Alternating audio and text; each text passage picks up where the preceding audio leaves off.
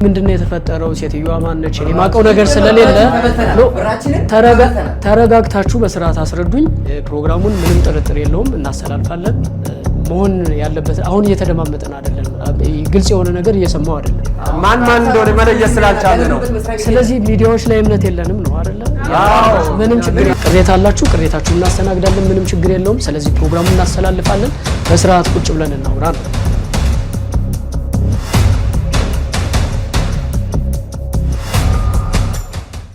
እኔ ወጣት ተስፋ አልበላም ስትል የነበረች ሴትዮ በላችን። ከዛ በላይ ገንዘባችን ቀርቶ አእምሯችን ነው። እኛ አሁን ካርባ ምንም የተላከ ሰው የለም።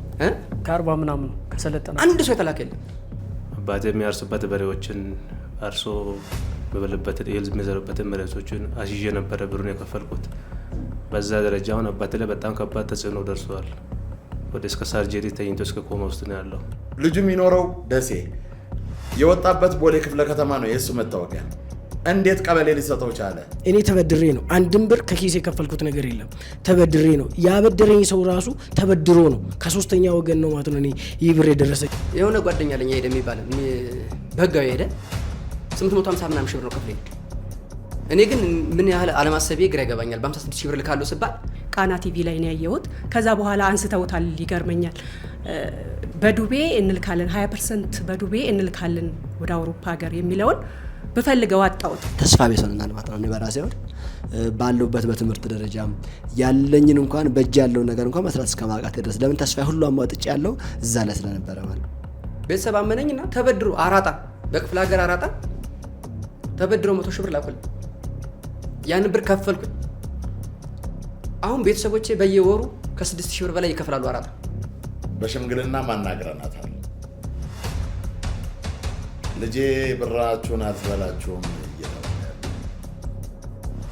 ያንን ግን ሊሆን አልቻለም። እኔ እንደውም በአንዴ ነው የከፈልኩት። ምክንያቱም ዳይናይት አስተዋውቃ እንዴት ነው ቃና ቲቪ ላይ ተነግሮ እንዴት ልጠርጥር ብር እስከሚቀበሉን ድረስ ያለው እንክብካቤ በምንወጣበት ሰዓት መስተንግዷቸው በጣም የተለየ ነበር። አፈቀላጤ የሆነ ማለት ነው። በወቅቱ እናንተን ለመጉዳት ወይም ደግሞ ቤተሰቦቻችሁን ተበድራችሁ አምጥታችሁ እኛ ደግሞ እዚህ ካንስል ልናደርግባችሁ ወይም ልንዘርፋችሁ አናስብም፣ አይምሮአችን አያስብ የሚለው ትልቅ በቃ የሆነ ወንድማዊ ንግግሮችን ስለተናገሩ በእውነት በቃ እኒማ ታማኞች ናቸው። በጣም የምንወዳችሁ ናቸው። አልፎም ደግሞ በአርቲስቶቻችን በምንወዳቸው አርቲስቶቻችን በኩል ሚዲያ ላይ ስለተገለጠ በጣም እናምናቸዋለን። የአርቲስቶቹን ታዋቂነት እነሱ ያው ስራቸውን ነው የሚሰሩት፣ ግን የነሱን ታዋቂነት ተጠቅማ እኛን አጭበርብራናለች። ይሄ ሁሉ ወጣቶች ከክፍለ ሀገር ነው በብዛት የመጡት እና የተሸወዱት እንዴት እንደተሸወዱ ነው ግራ ገብቶኛል። ነገሩ ልክ አንተ እንደተሸወድከው ማለት ነው። ቅቤ አልቀረ፣ ሽሮ አልቀረ፣ ድርቆሽ አልቀረ፣ በቃ ልንሄድ ነው ተብሎ ተዘጋጀን። መጨረሻ ላይ ቪዛ አላወጣውኝም ማለት ነው። በዚህ በኢም አልትራ ቪዛ ኮንሳልታንሲ ምክንያት የደረሰው ጉዳት ሀገራዊ ጉዳት እንደሆነ ተረድቶልን ለሚመለከታቸው አካላት እንዲያቀርቡልን ነው። የቤተሰብ ቤት አዝዤ ነው እንትን ያልኩት።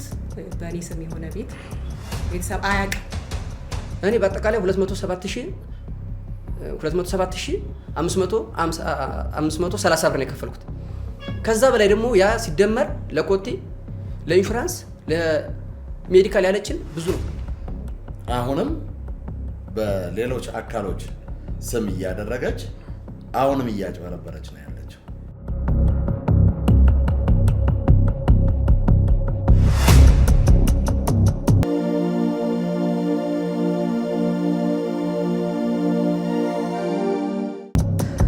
ጤና ይስጥልን ተመልካቾች፣ ዛሬ እንግዲህ በተከታታይ ቅሬታዎች የተነሱ ይገኛሉ። መግቢያ ላይ እንደተመለከታችሁት ቢሮአችን ላይ በጣም ግርግር ተፈጥሮ ነበረ። ያው መደማመጥ እስከ ማንችል ድረስ እንደዚህ አይነት ሀሳብ ሲነሳ ነበረ እንዳያችሁት።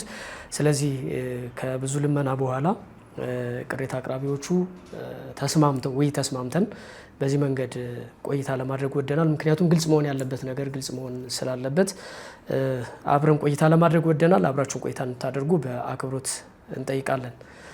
እንደምን አላችሁ?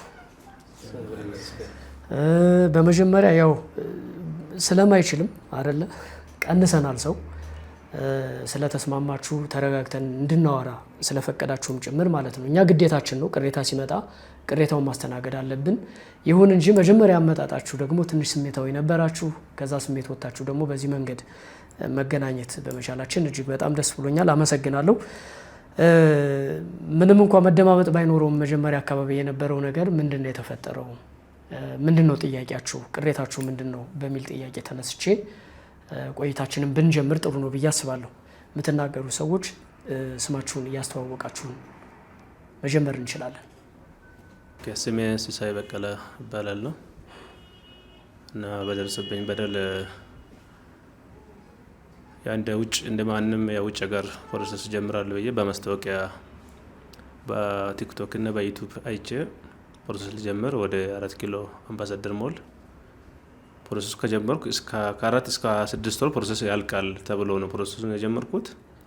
በዛ መሀል ላይ መጀመሪያ የተባለው ገንዘብ አቅም አይደለም የከፈልነው ክፍያ ራሱ የማጭበርበር በራሱ የተጋጠመው መጀመሪያው ግማሹን በብድር መልክ ወስዳለሁ ብላ ነበረ። ግማሹ ክፍያውን እንትን አድርገው ከዛ በኋላ አይ ገንዘባችን በዛ አቅም እኛ ማውሰድ አንችልም ካልጨመራችሁ ብለ መሀል ላይ ብዙ ገንዘቦችን አወጥተናል። አጠቃላይ ወደ 437,700 አወጥቻለሁ።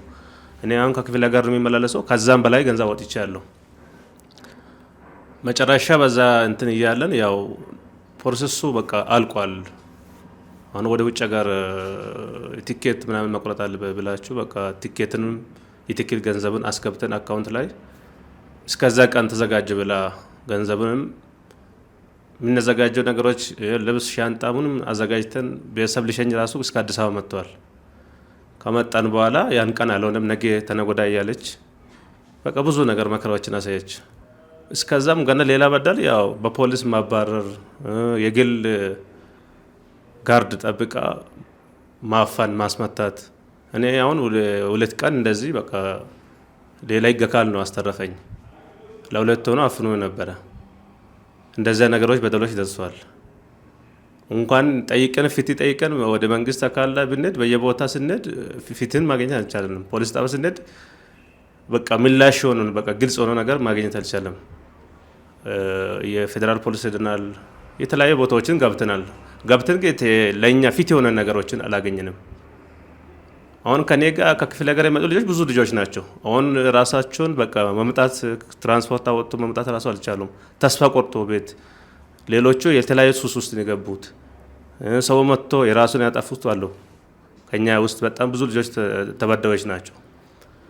አሁን በግሩፕ ላይ ስንል ከ500 በላይ ነው ልጆቹ። እኔ በህጋዊ መንገድ ላይ ስናየው ፕሮሰስ ቤቱ የተደረጉ ነገሮች ብዙ ነገሮች ትክክለኛ ነገር ይመስላል። ህጋዊ ፍቃድ አለ እና ታዋቂ አርቲስቶች ናቸው ማስታወቂያ ሰሩት። በዛ ሁኔታ አይቼ ነው እኔ ፕሮሰስ የጀመርኩት። ግን ያን ምላሽ ገንዘቡ ይመለሳል የሚባለው በውሸት እንትን ነው የምታደርገው እንጂ ትክክለኛ መልስ ማግኘት እስከሆነ አልቻልንም። እኔ አሁን መቼ ነው የተመዘገብከው? ምን ያክል በዚህ ጥያቄ ውስጥ አለ ማለት ነው? አሁን 2015 አካባቢ ነው ፕሮሰሱን የጀመርኩት እኔ እስከ 16 ያልቃል ሲባል ነው ወደ ከ2 ዓመት በላይ ሆኗል ማለት ነው። 2 ዓመት አካባቢ በ6 ወር ያልቃል ነው የተባላችሁት። ውላችሁ እንደዛ ነው የሚለው? ውል አለ አይደል? ውል ወስዳል። ውሉ በ6 ወር ነው የሚለው? ከ4 እስከ 6 ወር ይላል። ያ ካልሆነ ይመለስላችኋል። በሩ ያው እኛ በራሳችሁ ፍላጎት ፕሮሰሱ የሚታቆርጡ ከሆነ ወደ 15% ተቆርጦ ይመለሳል። በእኛ ኬዝ ከሆነ ወደው በ3 ወር በ2 ወር ባልሞላ ጊዜ ገንዘባቸው ይመለሳል ተብሎ ነው ፕሮሰስ የጀመርኩት ውል ላይ። መልካም። ስለዚህ ከ2 ዓመት በላይ ሆኗል ማለት ነው። ለሌላ ሰው ማይኩን አስተላልፍልኝና ምናልባት በኋላ ጥያቄ ማንሳት እችላለሁ። እስቲ ተዋውቀን እንጀምር። እሺ፣ ማሞ ደግፋ እባላለሁ።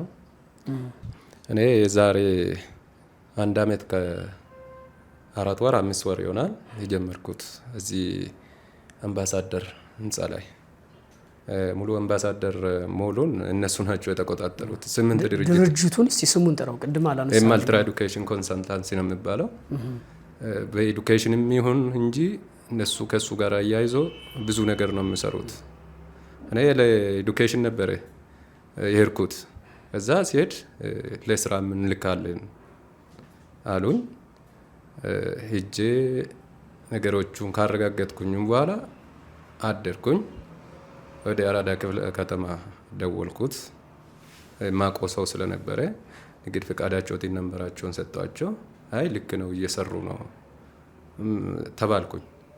እዛ አመንኩት፣ ገባሁበት። መጀመሪያ አመጣጤ አቦል ቲቪ ላይ ነበር ያየሁት። አደይ ድራማ በጣም ይከታተል ነበር እና ከሱ ስር ማስታወቂያቸው በየቀኑ ያ ሁሉ ሲተላለፍ ከታች የመልትራ ኤዱኬሽን ኮንሰልታንሲ አለ። ሁለተኛ ቃና ላይ ነበረ።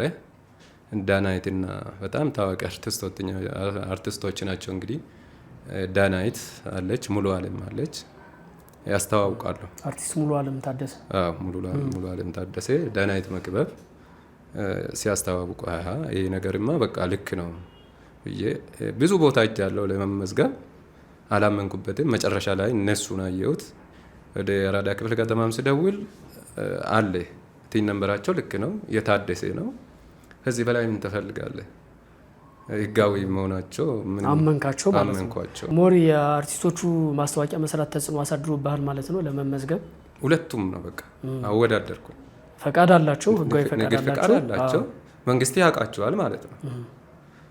ተመዘገብን። አጋጣሚ ሆነው ከ2 ወር በኋላ ነው ከ4 ወር በኋላ ተመዝግቤ ደወሉልኝና ቦታ ቀይረናል ወደ ጉርድ ሾላ እንዳትደናበር ተባልኩኝ። ለምንድን ነው? ብሩን ስላልከፈልኩኝ ነው። መጀመሪያ 20% ከፍላችሁ 80%ቱን እዛው እየሰራችሁ ትከፍላላችሁ ስትለን የ820 ሺህ ነው ሙሉ ክፍያው። የዚህ 20%ቱ ሲሰላ ስንት ነው? 164,200 ብር ነው የሚሆነው። ያንን እኔ በሁለቴ ነው የከፈልኩት። 84,200 መጀመሪያ ከፈልኩኝና ጠብቁኝ ብር የለኝም አልኳቸው። ምንድነው ወርክ አክሴፕታንሱ ሲመለስ እሰጣቸዋለሁ ብዬ ገባውን። መሀል ላይ ቦታ ሲቀይሩ ያንን ብር ስላልከፈልኩኝ እንዲከፍል ደውሎ ጠሩ። ሄጄ ከፈልኩኝ፣ ገባውኝ። በቃ ጠብቅ ወደ 4 ወር ትጠብቃለህ ተባልኩኝ። ሐምሌ አካባቢ ደወሉ። ኑና ወርክ ፐርሚታቸውን ይዩት መጥቶላቸዋል ተባል። ሄርን ስንሄድ ገሊላ በለጠ የምትባል ነው የምታሳየው። እሷ ጠዋት ሄር ነው። እሷ እስከምትመጣ ራሱ ምንድን ነች እሷ? መናጀር ነው የሚባለው። ቤተሰብ ነች። እነሱ ብዙ ናቸው። በቤተሰብ ነው የሚሰሩት ስራውን ማለት ነው። እና መጨረሻ የ3ኛ ላይ ነው የሚገናኙት በብዛት ቤተልሔም ታደሰ ኢማም፣ ገሊላ በለጠ ኢማም እንደዚህ እያለ ነው። ሩት መኮንን መናጀር ነች። ብዙ ናቸው። እነዚህ ሁሉም በቤተሰብ ነው የሚሰሩት። ሌላ ባዳ መሀላቸው አያስገቡም። ለምን? ምስጢራቸው እንዳይወጣ ነው መሰለን። እና ጠበቅ አየን። ፎቶ ልናነሳ ስንል ደግሞ ያንን ወርክ ፐርሚታችን አይቻልም። ምክንያቱስ እኛ ፖላንድ ነበረ እንደ አጋጣሚ አፕላይ ያደረግነው። ሮማኒያዎቹ እኮ ወስዷል እንደዚህ አይነት ስንለው የነሱ ምንድነው ያለችን? የሆነ ነገር አለችን። እናንተ ግን አይቻልም። ይህንን ብዙ ሰዎች ፎቶ አንስቶ ሄዶ በእኛ ስለሚሰሩት በጣም ከእውነት የራቀ ነገር ነውና ያው አንዴ ስለገባበት ታምናቸዋለህ እና በቃ እሺ ብለን ገባን። አሁንም ወደ 2 ወር ጠብቁ ተብለን ጠበቅ ነው። ወደ መስከረም አካባቢ ደረስ ነው። እየተመላለስን ነው። እንግዲህ ብዙ ነገሮች አሉ መሀል ላይ። እንደገና ብር ጨመሩ። ስንት ብር ከፈል አንተ? በአጠቃላይ መጀመሪያ ላይ 164ቱን ከፈልኩኝ። እንግዲህ በሁለት ክፍያ 80 እና 82 ምናምን አድርጌ ማለት ነው። ምንም ለኤምባሲ ፕሮሴስ ልናደርግ ወይ ለቪዛ ፕሮሴስ ኤምባሲ የሚከፈል ስላለ 200 ሺህ ትጨምራላችሁ።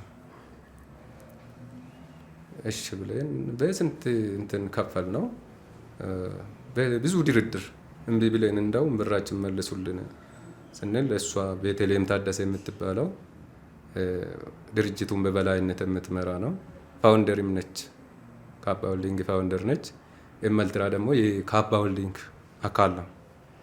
6 ነው 7 ድርጅቶች አሉ። 8 ድርጅቶች አሉ በካባ ሆልዲንግ ስር። አንዱ ከዛ ውስጥ የመልትራ ኤዱኬሽን ኮንሳልታንሲ ነው። እሷ አናገረችኝ። እኔ ምንም በማይሆን ነገር ብራችሁን ክፈሉ አልልም። በማይሆን ነገር የቤተሰብ በሬ ሽጡ፣ የቤተሰብ መሬት ሽጡ አልልም። ስለዚህ እርግጠኛ ነኝ ችግር የለውም ብላ አስከፈለችን፣ አሳመነችን ማለት ነው። ይሄ ያለ መስከረም 16 ትሄዳላችሁ፣ ተዘጋጁ፣ ቪዛችሁ ተመቶላችኋል። መስከረም 16 ትሄዳላችሁ። የኛ ግሩፕ 21 ሰው ነበር በነገራችን ላይ እኛ ፖላንዶች እና 7 አድርጌ 3 ቦታ አድርጌ በ3 ቀን በመስከረም 16፣ 17፣ 18 ልካችኋለሁ ያለችን። ሁሉም ነገር ተዘጋጀን። በመስቀል ክፍለ ሀገር የምንሄዱ ሰዎች እንኳን ቀረኑ፣ ምክንያቱም ልንሄድ ነው በቃ እና ለበዓል ማለት ነው። ያ ነገር ቀረ። ምንድነው ምክንያቱ ሲባል ስለ ቤተሰብ ተሰናብታችሁ ለጉዞ መታችሁ ነበር ማለት ነው። ሁሉ ነገር ተዘጋጅቷል። ቅቤ አልቀረ፣ ሽሮ አልቀረ፣ ድርቆሽ አልቀረ። በቃ ልንሄድ ነው ተብሎ ተዘጋጀን። መጨረሻ ላይ ቪዛ አላወጣውኝም ማለት ቪዛ ስላላወጣውኝ ለአንድ ሳምንት ጠጋ አድርጌዋለሁ ወደዛ። ምክንያቱ ምንድነው ሲባል አምባሳደሩ ለደመራ ወደ ጎንደር ሄዷል። የፖላንድ ኤምባሲ አምባሳደር ማለት ነው። ስለዚህ አንድ ሳምንት ስጡን አለች። በዛው ጠፋች። መልካም። አሁን እኛ ጋር ወደ 21 ሰዎች ቅሬታ ያላቸው የተላካል። አሁን ለምሳሌ ከ500 ሺህ ብር በላይ የከፈል ዝቅተኛ እዚህ 200 ምናምን ሚል ነገር ነው ሳይ የነበረው ከነዚህ ሁሉ ማለት ነው። ስለዚህ ከእናንተ መካከል ከ500 በላይ ያልከፈለ የለም። 400 እና ከዛ በላይ አይደለ? እሺ ተከፍሏል። ፕሮሰሱ ደግሞ በ6 ወርና በ9 ወራት ውስጥ አይደለ? በአመት ከ6 ወር ውል ላይ አይቻለሁ። 9 ከ6 ወር እስከ 8 ወር ያልቃል። 9 ወር ነው ያልቃል። በቃ ከዛ ያ ካልሆነ ብሩ ተመላሽ ይሆናል። እንደዛ አይነት ነገር አለ። ከ21 በላይ ግን እንደዚህ የደረሰበት አለ። ለሌላም እንትኑን እንስጥና ሰዓታችን እንድንጠቀም የተለያየ ሀገር ነው። ከ1000 ሰው በላይ ነው።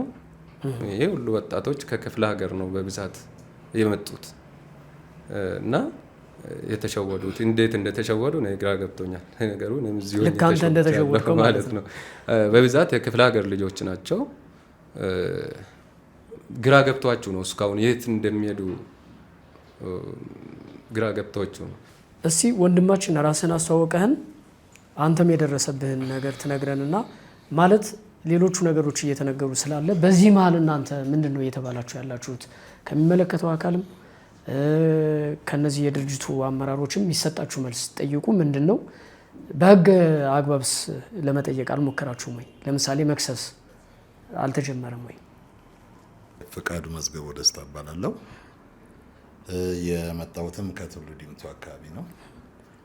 ለዚህ ለሀሌታ ለማቅረብ የምንፈልገው ምክንያት ብዙ ቦታዎችም ሄደናል። መፍትሄ ልናገኝ ያለመቻላችን እስካሁንም ተጎድተናል። አሁንም ለቀጣዩ ለሚደረግ ነገሮች በእርግጠኝነት በኤም አልትራ ኮንሰልታንት ተብሎ በባት ተደግፎ የሚሰሩትን ድርጅቶች የካባ ሆልዲንግ እኔ በተመዘገብኩበት በ02/1/2024 ዓመተ ምህረት ነው የተመዘገብኩኝ። ከ6 እስከ 9 ወር ያልቅልሃል ወደ ፖላንድ የምትከፍለው ደግሞ 124,000 ከዛ በተቀረው እየሰራህ ትከፍለዋለህ ተብዬ ነው የገባው። እንደኔም ከኔ ጋር ዳናይት በምትባል ልጅ እሷ ማስገብቻት ሁለታችን ሆነን ነው እዛን ጊዜ የጀመርነው። ይሁን ግን ይህንን ድርጅት ህጋዊ ባት ኖሮት መንግስት የሚያውቀው ሆኖ የባንክ ሰራተኞች ተብለው አዋሽ ወደ ቦሌ ክፍለ ከተማ ኤና ሞል ፊት ለፊት ያለው አዋሽ ባንክ አቶ ፍቅሩ ይባላል። ፍቅር ነው ፍቅር አቶ ፍቅር ይባላል። የሷ ዋናው ቀኝ እጅ ነው። እኛ ተሰጥቶናል፣ ቼክ ተሰጥቶናል። ሄደን ለማስመታት በምንሄድ ያንገላታን ነገሮች አሉ። ኢቭን በስልክ ደውለንለት የተናገረን ነገሮች አሉ። እዛ ባንክ እንኳን በምታናግርበት ሰዓት ሌላ ሰው አታናግርም። ቀጥታ የምታናግረው ፍቅርን የሚሉትን ልጅ ነው። ስለዚህ ምን ያህል እጅ ረጅም እንዳላት ወይዘሮ ቤተልሔም ታደሰ የብዙ ህዝብ ደም አለባት። ምክንያቱ የብዙ ህዝብ ሰው ብርን የበላችው የብዙ ህዝብ ትዳር ነው ያበሳበሰችው። ኢቭን ከኛ አንድ አዲስ የሚባል አለ በቶሎ ይሳካልሃል በአንድ ሳምንት ውስጥ ብላው 5ኤሉን ሽጦ ያለውን ብር ሰጥቶ ያው እየተንከራተተ ይገኛል። በአንድ ሳምንት ውስጥ ትገባለህ ብላው ማለት ነው። ትዳሩም ልጆቹን የሚበሉት አጥቶ ያው ሰው ቤት ተቀጥሯል። እስከዚህ ያህል ድረስ ነው ያለው። ስልኳ እየሰራ መንግስት ላይ ያቀርብልን አልቻለም። ፖሊስ ጣቢያ የምንሄድበት ተሰሚ የለንም። እናቷ ባለችበት ቦታ ሄደናል።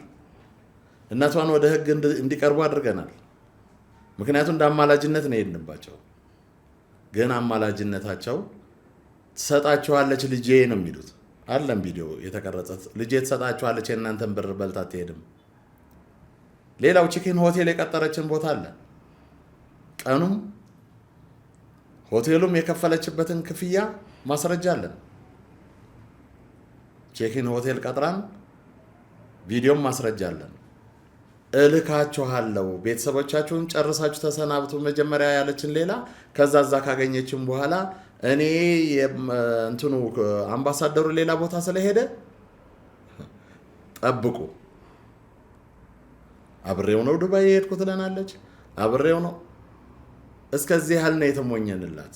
የሚሰማን አካል ካለ ይስማን። ምክንያቱም ብርህን ተበልተህ ተኝተህ ማደር እንደሌለ እናውቃለን። ብዙ የአካል ጉዳተኛ፣ ብዙ በሽተኛ፣ ብዙ ለሞት፣ ብዙ ለእንግልት አድርሷል ይህን ጉዳይ። ይህንን መንግስት እየሰማ ዝም ካለ፣ ይህንን መንግስት እያየ ዝም ካለ፣ በሚዲያም ይሁን በሌላው ተነግሮ ዝም ካለ አንድ ነገር አለ ማለት ነው። ስለዚህ እኛ የመንግስት አካላት ይወቁት ነው።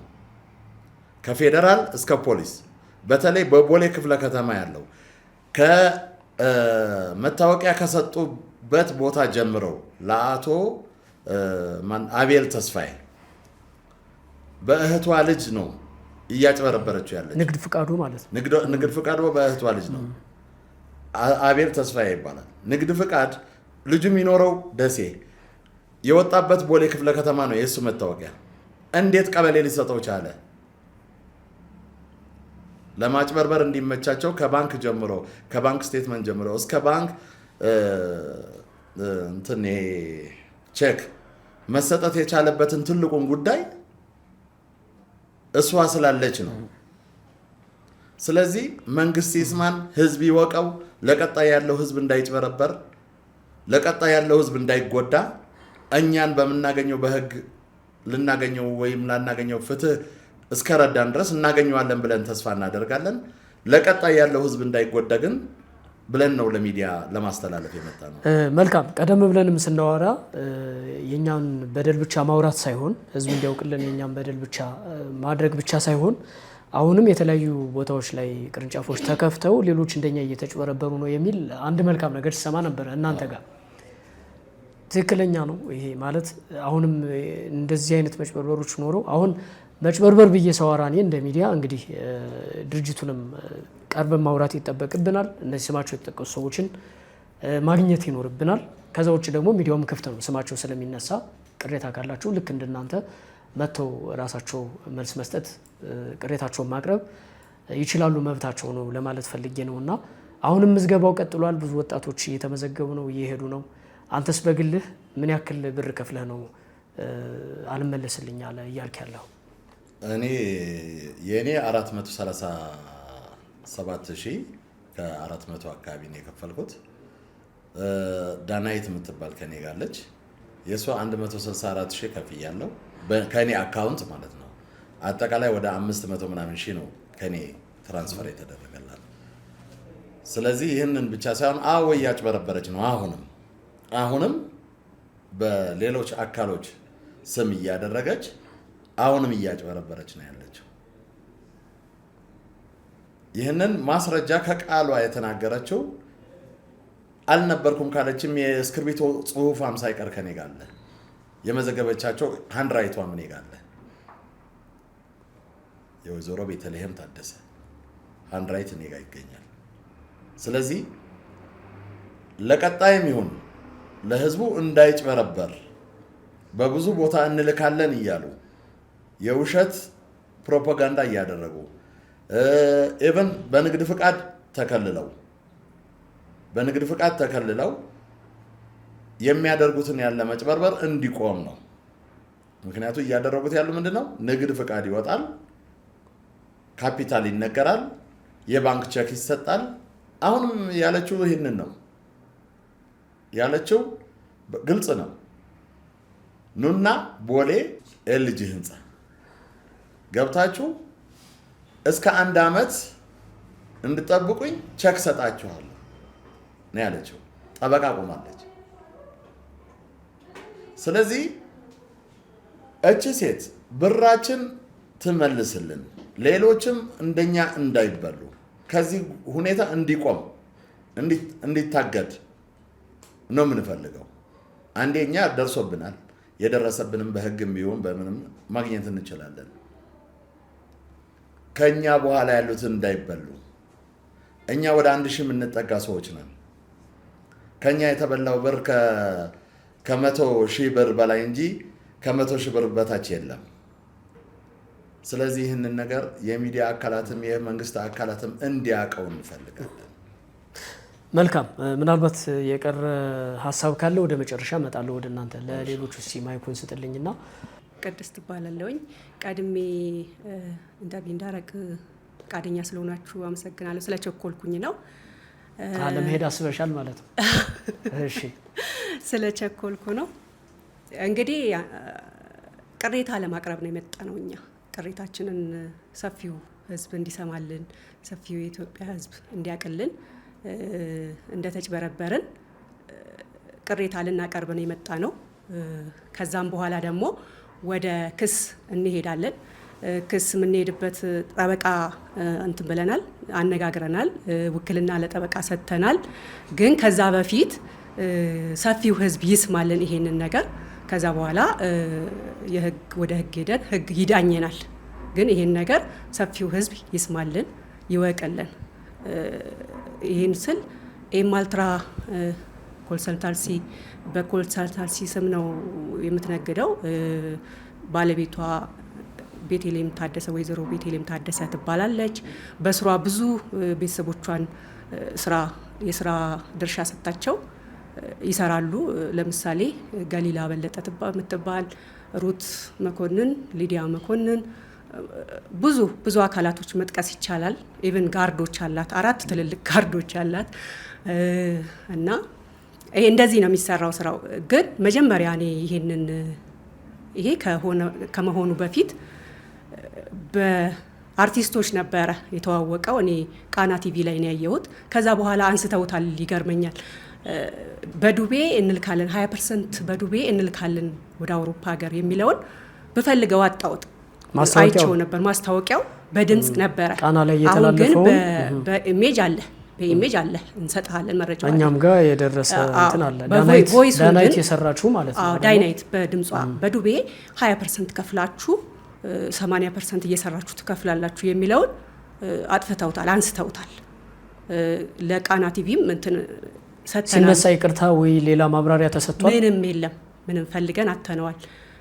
ሴቭም አላደረግነውም። በእርግጥ በወቅቱ ሁሌ ነበር የሚተዋወቀው ቃና ቲቪ ላይ ታስተዋውቃለች እሷ እና ማናጀራቸውም ነች፣ እነሱ እንትን ነች፣ አምባሳደራቸው ማለት የኤማልትራ አምባሳደር ነች እሷ። እና አሁን ይሄንን የምንለው የነሱን ታዋቂነት ተጠቅማ እኛን አጭበርብራናለች፣ ባለቤቷ ማለት ነው ቤተልሔም ታደሰ። የአርቲስቶቹን ታዋቂነት እነሱ ያው ስራቸውን ነው የሚሰሩት፣ ግን የነሱን ታዋቂነት ተጠቅማ እኛን አጭበርብራናለች። ምክንያቱም እኛ አሪያ የምናደርገው ሚዲያ ላይ ያሉ ሰዎች ታማኒነት ስላላቸው ያንን አይተን ነው። እኔ በግሌ ተቀባይነት አላቸው፣ በሰፊው ህዝብ አርቲስቶች ተቀባይነት አላቸው። እና እሱን አይቼ ነው እኔ ሄጄ ጠየኳቸው። እውነትም ሲሄድ ቢሮአቸው 4ኛ ላይ ነው። በጣም ያምራል። በቃ ብቻ ንግድ ፍቃድም አየሁኝ። ሁሉ ነገር ያምራል። ያለው ነገር ሁሉ ነገር እውነት ይመስላል። ንግድ ፍቃድም አየሁኝ። የስራ ቪዛ እንሰራለን። ቢሮ ላይ ግን ማንም ዘው ብሎ መግባት አይችልም አይደለ? 4 ኪሎ አምባሳደር የመጨረሻው ህንጻ ላይ በሴኩሪቲ የሚጠበቅ ነው አይደለ? ስትገቡ ተጠይቃችሁ ምናምን ጋርዶች አሏት። ሴልሶች በጣም ብዙ ሴልሶች አሉ። ብቻ የስራ ድርሻቸው እየተቀባበሉክ ነው የሚወስዱትና ለክፍያ ያሳምኑሃል። 20% ከፈልኩኝ እኔ እንደውም በአንዴ ነው የከፈልኩት። ምክንያቱም ዳይናይት አስተዋውቃ እንዴት ነው ቃና ቲቪ ላይ ተነግሮ እንዴት ልጠርጥር ለስራ ወደ ውጪ በቃ ያው ለውጥ ስለምፈልግ ማለት ነው። እና ያንን አይቼ ከፈልኩኝ ባንዴ። ከ6 ወር እስከ 9 ወር ይላል ውሉ ማለት ነው። ውሉ ላይ ምንድነው የሚለው? አማካሪ ነው የሚለው። ያ ነው እኛን አሁን ከዛ በኋላ እንድንጠራጠር አድርጎናል። ግን በአፏ አሳመነችን። ከዛ በኋላ ማለት ነው ማማከር ነው የሚለው እና መጨረሻ ላይ እንልካለን ለስራ እንልካለን ይላል። መጨረሻ ላይ ብቻ እንሰጥሃለን፣ ታየዋለህ፣ ትመረምረዋለህ ማለት ነው። እና ያናየን ከፈልኩኝ። ብቻ ያው ጉጉቱ ስላለኝ ከፈልኩኝ። ጠብቂ ያልኩኝ ጠበቅኩኝ። ወዲያው ተቀየሩ ወደ ጉርድ ሾላ ደውለው ቢሮ ስለቀየርን ስንፈልጋችሁ መገናኛ አበባዬ ህንጻ ጉርድ ሾላ እዛ ነው የምትመጡት ተባልኩኝ። እሺ ያልኩኝ 4 ወር አካባቢ ላይ አክሴፕታንስ መጥቷል፣ ኑና እዩ ተባለ። ሄድኩኝ። እኔ ያው በግሌ ፎቶ ላነሳው ስል እና ያው ፖላንድኛ ነው እኔ ፖላንድ ነው እንትን ያልኩትና ፖላንድ ነው 437700 ብር ከፍለሻል? ከፍያለሁ ፖላንድ። እሺ። እና መጨረሻ ላይ ላነሳው አንስቼ ትራንስሌት አድርጌ ላነበው ስል ምክንያቱም በፖላንድኛ ነው በራሷ ስልክ ትራንስሌት አድርጋ ገሊላ በለጠ የምትባለው የሷ ማናጀር ስራ አስኪያጅ ማናጀር እና አክሴፕታንሱ ማለት ነው። አክሴፕታንሱ መጥቷል አለችን። ፎቶ እንዳናነሳ ከለከለችኝ። ግን በራሷ አንስታ ትራንስሌት አድርጋ አነበብኩትኝ። ምን ይላል? ያው ለስራ ተመርጠሻል ምናምን እና የሚል ነው። ያው ከዛ በኋላ ወርክ ቪዛ ደግሞ ቀጥሎ ነው የሚመጣው። ወርክ ቪዛም ሲመጣ እንደዚሁ ጠራችን። ወርክ ቪዛው መጥቷል ኑና እዩ። ወርክ ፐርሚት ይቅርታ። እና እንደዛ አሳየችን። ከዛ በኋላ በቃ እናንተ በአጭር ጊዜ ውስጥ ነው የምትሄዱት። አሁን ግን ቪዛ ማስጨረሻ የእናንተን ማስጨረሻ በቶሎ እንዳስጨርስላችሁ በጎን 200 ሺህ ብር ጨምሩ የተባልነው 20% ነው። እንዴት 200 ኬት አምጥተን? ይሄንንም እኮ ተበድሬ ነው እና ምናምን ስላት አይ እንግዲህ ጠብቂሽ እንደሌሎቹ ጠብቀሽ በወረፋሽ እንትን ትያለሽ። ግን አሁን ወረፋውን እንትን ለማለት ለማስቀደም 200 ሺህ ብር መክፈል ይኖርብናል፣ ለእናንተው ነው። ከዛ በኋላ በግሩፕ አደረገችንና 21ዳችንን እየሄድን እንትን የምንለውና መጨረሻ አለ ኬትም ተለክቼ ያው ጉጉቱ አለ አይደለ? ተበድሬ ያመጣውና ሰጠውኝ፣ ከፈልኩኝ። ከከፈልን በኋላ 45 ቀን ጠብቁ ነው የተባለው። 45 ቀን የሚሆነው ነሐሴ አካባቢ ላይ ነው። ከዛ ጠፋች እሷ ገሊላ የምትባለው። ስልኳን ጠፋች። ታመመች ተባለ። ግማሹ ተደብቃ ነው። በጣም ያልተባለ እንትን ሆነ። በቦታዋ ማንን አመጡ? የሆነ ፍጹም የሚባል አመጡ፣ በእሷ ቦታ ማለት ነው። ከዛ እሱ እንደዚህ ሆኖ ነው መጨረሻ ላይ ራሷ ቤቴሌም የምትባለውን የዛኔ ነው ያየናት። መጨረሻ ላይ መጣች እሷ ከገሊላ መጨረሻ ላይ መጣች።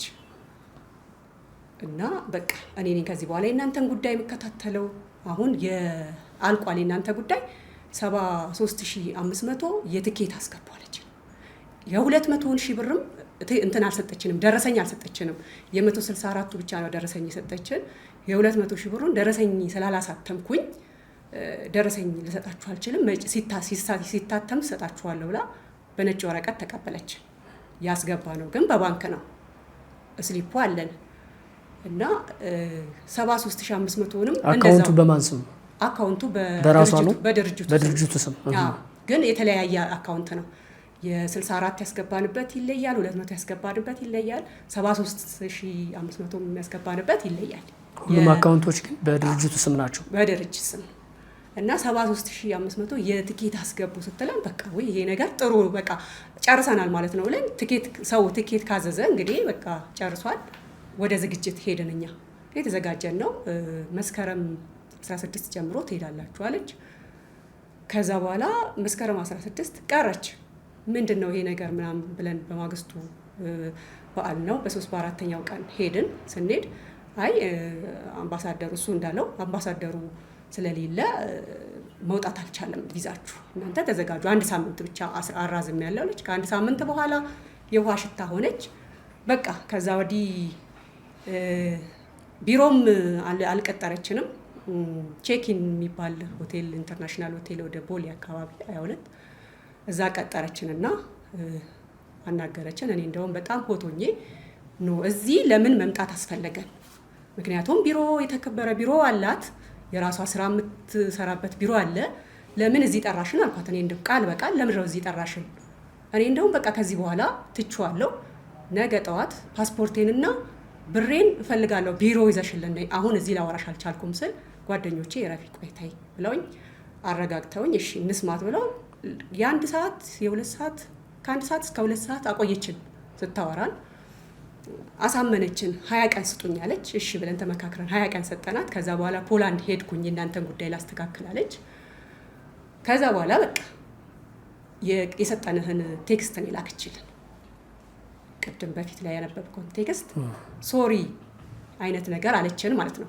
ይሄ ሁሉ ከሄድን በኋላ ሶሪ ማለት አይከብድም? አንድም ነገር በአይናችን ያሳየችን ነገር የለም። ግን ያው ያመናት ቃሏን ነው የምናምነው። ግን የቅድሙ ቴክስት ማለት ሰላም ጤና ይስጥልኝ፣ በተፈጠረውና ባልተጠበቀ የስራ መበላሸትና መዘግየት ለተፈጠረው አይደለም መጉላላት ታላቅ ይቅርታ እየጠየቅን የማንኛውም ደንበኛ ገንዘብ ተመላሽ እንደሚሆንና ወደ ድርጅቱ እንደማይቀር ሊገልጽ ወዳለሁ። በመቀጠል ተመላሽ በማመልከቻ የጠየቃችሁ ደንበኞች ለእያንዳንዳችሁ ከ23 ጥር ጀምሮ የስልክ ጥሪ የምናደርግና ገንዘብ ተመላሽ ክፍያን ለመጨረስ ቢሮ የምትጠሩ ሲሆን የባንክ ክፍያ ደረሰኝና ምናምን እያለ ይቀጥላል። ይሄን ማለትሽ ነው? ይሄንን ላከች ማለት ነው። ከዛ በኋላ ከዛ ፊት ግን ቢሮው ታሸገ። ለሁላችሁም ነው የተላከው? ይሄ ለሁሉም ነው። አሁን 500 ምናምን የሚሆኑ ሰዎች ሌላ ግሩፕ አላቸው። የኛ 21ችን ግሩፕ አለ። ከዛ ለኛም ላከች፣ ለነኛም ላከች። እኛ እንደውም ሪፈንድም አንሞላም፣ ምክንያቱም አልፏል። እንትናችን ዲል ያደረግንበት ቀን አልፏል። 9 ወር ብላለች፣ አልፏል። በእሷ ጉዳይ ነው ሶሪ ያለችው። ወዲያው ነው ካሽ ነው የምንፈልገው እንጂ ሪፈንድ አንሞላም ብለን እንትን ብለናል። እና ቢሮውን ደግሞ ሌሎች አካሎች እንደኛ የተበደሉ ከሰው አሳሽገውታል። ታሽጓል፣ በቃ ቢሮ ታሽጓል። ከዛ በኋላ ሪፈንድ ሙሉ ብላ የት ቦታ ቀይራ እዝጊያራም አካባቢ እዛ ቦታ ቪዥን አካዳሚ ትምህርት ቤት ጀርባ እዛ ጥቆማ ሰጡ። እዛ ግን ማንም ከዘበኛ በስተቀር ማንም አይኖርም። በየቀኑ ስንሄድ ማንም የለም። ከዛ በኋላ ያው ሲቃዩ እንደቀጠለ ነው። ብራችንም እንትን ነው። እኔ በግሌ 437200 ብር ከፍያለሁ አጠቃላይ ማለት ነው በሶስት። ምን ያክል ጊዜ ሆነ ማለት ነው ከተመዘገብሽ? ጥር 1 ነው የተመዘገብኩት 2016። አሁን 2017 ሆነ። አመት ከምናምን ሆነኛል። አመት ከምናምን አልፎታል። በ9 ወር ውስጥ በ6 ወር ውስጥ ያልቃል የተባለ ማለት ነው። ያው ስለ ቸኮልሽ አንድ ጥያቄ ልጨምርና ለመሄድ ስለ ቸኮልሽ ፈቅደንላታል አይደለም እንድትሄድ ማለት ብዙ ሰዎችን ሰማ ነበረ። በትዳር በቤተሰብ በጣም ብዙ መናጋት እንደተፈጠረባቸው በዚህ ምክንያት ገንዘቡን ከፍለው ሳይሳካ ሲቀር እንደዚህ አይነት ችግር የገጠማቸውና አንቺ በግልሽ ምንድነው የገጠመሽ? በአጠቃላይ ያለው ሁኔታ እኔ በግሌ የገጠመኝ ያው በብድር ነው። ይሄንን አስዤ ቤት የቤተሰብ ቤት አስዤ ነው እንትን ያልኩት። በእኔ ስም የሆነ ቤት ቤተሰብ አያውቅም።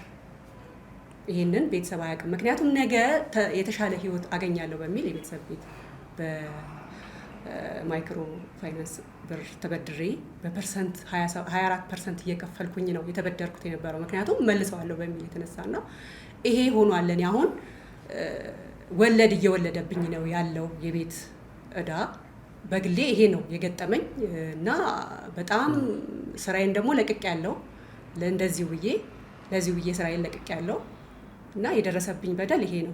ቀስ እያለ ችግሩ እየበረታ ይሄዳል። ቤቱን እስከ መሸጥ ይደረሳል አይደል? መመለስ ሳትችል ቤቱን እስከ መሸጥ ይደርሳል። እና ይሄንን እኔ እንጃ እኔ ሰፊው የኢትዮጵያ መልእክት በዛው አስተላልፊና ከሌሎቹ ጋር ቆይታ እንዳደርግ ቅድም መግቢያ ላይ እኔ መግባባት አልቻልንም። በር ከፍተን እንግዲህ በሰላም ተቀብለናችኋል ቅሬታችሁን እንድታቀርቡ አይደለ? ካሜራ ሁሉ ምንድነው ስልክ አውጥታችሁ እኔን ስትቀርጹ የነበራችሁ ሰዎች አላችሁ ሳይ ነበር። አንቺም ስልክ አውጥተሽ አይችሻለሁ። ምንድነው አይ የሆነ ጥያቄ ስላጫረብኝ ነው። በዚህ ደረጃ ምንድነው እኔን እንደዛ እኔ እያረጋጋው ነው እናወራለን ስላችሁ ነበር። ያው ቅሬታችንን እንድታቀርቡልን ነው። ባታቀርቡ እኛ ሰፊው ህዝብ ላይ እንለቀዋለን። እንደዚህ ገጥሟችኋል? ሌላ ቦታ እኔ በግሌ ባልሄድም አሁን ዮሃ ሚዲያ የት ነው ደግሞ ሌላ ኦቢኤንም ተሰርቶባታል። እንደገና ደግሞ ሌላ ፋናም ከዚህ ፊት ፋና ቲቪ እና ብዙ ያው ብቻ ይቀራል። የሆነ ቀረጻ ይሰራና ሚሰማን አጥተናል ነው ሚሰማን ስላጣን ነው። አሁን እንግዲህ ተሰሚነት ካለን ወደ ሰፊው ህዝብ እንድታስተላልፉልን ነው። እንደኛ ደግሞ እንደዚህ እንዳይበሉ ወጣቶች ገንዘባቸውን ጊዜያቸውን እንዳይበሉ ለማሳሰብም ያህል ነው። በጣም ላሳስብ ወዳለው። መልካም እናመሰግናለን። ስለዚህ መሄድ ትችያለሽ። እሺ አመሰግናለሁ። ወንድማችን ያው ብዙ ሀሳብ አንስተናል። ስለዚህ አንተም ምን ያክል ገንዘብ ከፈልክ ምን ያክል ጊዜ ትሄዳለህ ከተባልከው አለፈ እና በዚህ ሁኔታ ውስጥ ምናልባትም እንደው በህይወት በግልህም በቤተሰብም የደረሰ ነገር ካለ እሱንም አካፍለን በአጠቃላይ ሀሳብህን ከመጣህበት ቅሬታ አለኝ ጥያቄ አለኝ ብለህ ነው የመጣኸው ንገር። እሺ አመሰግናለሁ። መጀመሪያ ስሜ ዳዊት ይባላል። እንግዲህ ወደዚህ ኤም አልትራ ቪዛ ኮንሰልተንሲ የመጣሁበት ዋናው ዓላማ በእውነት ወንድሞቼ ጓደኞቼ ብዙ ነገር ብለዋልና ወደዚህ ካምፓኒ መጥቼ ህይወቴን ቀይሬ በነዚህ በካምፓኒው ምክንያት ወደ ውጭ ሀገር ሄጄ ህይወቴን ለመቀየር የመጣሁበትና ያመንኩበት ነገሮች ቢኖር ምንድነው በአራት ነጥቦች ወይም ሜን ፖይንቶች መግለጥ እፈልጋለሁ። ምክንያቱም ምክንያቶቹን ወንድሞቼ ስለገለጹ በአጭር ለመግለጽ ስፈክር አንደኛ ይህ ካምፓኒ ወደ ውጭ ሀገር ልኮ እንደሚያስረዳ አንደኛው በእርዳታ በዱቤ ሄዳችሁ ህይወታችሁን ለውጣችሁ ሀገራችሁንም ቤተሰባችሁንም አልፎም ደግሞ ህይወታችሁን የምትለውጡበት ካምፓኒ እድል ነው የሚል ሀሳብ የገለጹበት ነው። እኔን ያሳመነኝ ወደዚህ ካምፓኒ መጥቼ የሌለኝን ብር ካሉት ሰዎች ተበድሬ ወደዚህ ካምፓኒ እንዲመጣ ያደረገኝ ማለት ነው። ምክንያቱም በቃ አሳማኝ ነው፣ ይሄ ሀገራዊ ነው፣ ወንድማዊ እድገትን ነው በሚለው የእሳቤ ውስጥ አስገብቼ ማለት ነው።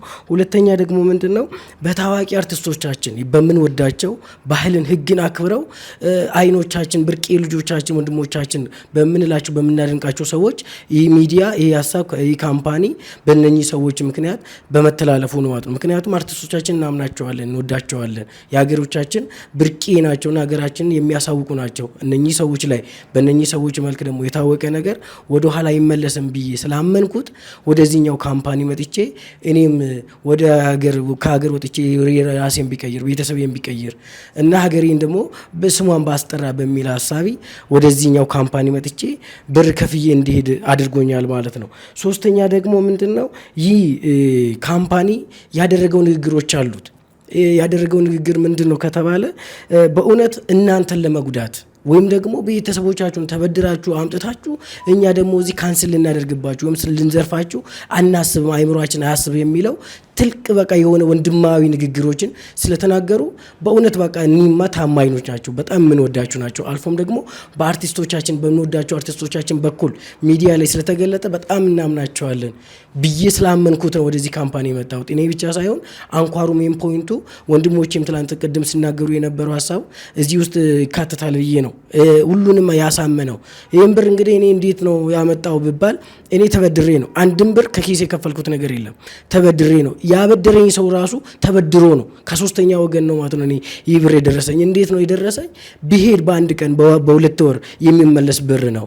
ይህ ቆይታው ደግሞ የብሩ ቆይታ ቢያንስ ከ4 ወር እስከ 6 ወር ከ6 ወር እስከ 9 ወር የሚቆይ ከዛ በኋላ ቢሄድ 3 ወር እዛ ቢሰራ ለአበደረኝ አካል መልሼለት ኢቭን ደግሞ እንዲለወጥበት ሌላ ብር ራሱ ልኬበት እንዲሰራ ያደርጋል ብዬ ስላመንኩት ይህንን በማመን ወደዚህ ካምፓኒ መጣው ማለት ነው። ወደ ኤም አልትራ ቪዛ ኮንሰልታንሲ ወደዚህ ከመጣ በኋላ ግን ወንድሞች ቅድም እንዳነሱት ብዙ ነገሮችን ማለት ነው በቃ ጀምረናል ጨርሳቸዋል ብለው ይህንን እኔ አሁን ለምሳሌ በግል የከፈልኩት ወደ ሮም ለመሄድ ነውና መጀመሪያ ላይ 167 ምናምን ብር ነው የከፈልነው።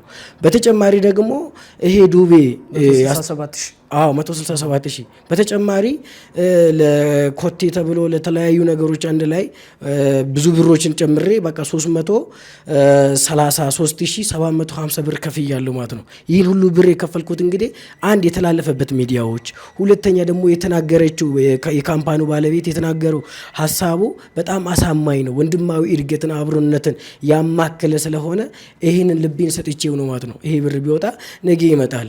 ይህን ያክል አሳማኝ በመሆኑ ነው ማለት ነው። በእነዚህ ምክንያቶች ተጭበርብሬ ያለው በእነዚህ ምክንያቶች ተጭበርብሬ ይሄ ውስጥ ገባው ማለት ነው። አሁንም ይሄ ሆነ እኔ ተመዝግቤ አሁን ከፍዬ እስከዛሬ ቆየሁት 1 ዓመት ከ7 ወር ይሆናል ማለት ነው።